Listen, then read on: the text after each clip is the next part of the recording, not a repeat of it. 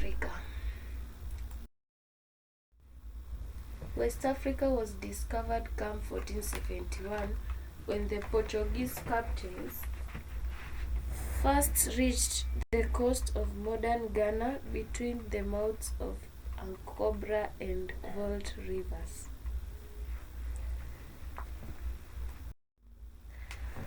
Western African region of West Africa continent comprising of countries like Benin, Burkina Faso, Cameroon, Chad, Equatorial Guinea, Gambia, Ghana, Guinea-Bissau, Liberia, and Mali. Those were the countries that were in West African region.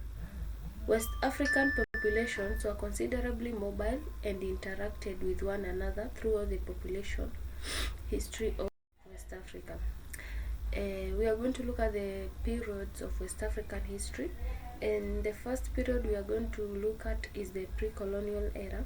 In this period of West African history, most of the colonial states were established and expanded through conquest and unification in response to invasions, but flourished mainly through controlling trade routes across the Sahara.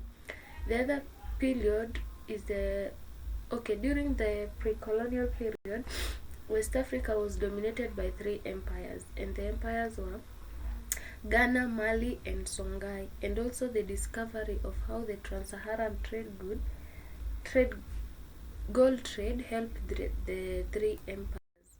Colonial era. During this period of West African history, basic impetus for colonialism was to control existing West African markets, its mineral wealth, as well as to control its future economic discoveries.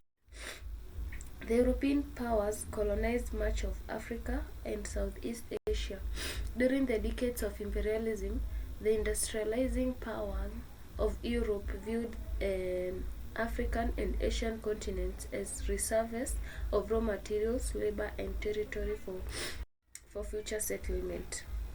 The post-colonial era, Africa was seized and occupied by European imperial powers and the colonial experiences and reinterpreted from the perspective of colonized. This is when the Europeans retreated from Africa in the 1960s. They left behind a continent that was fundamentally different from the one they had found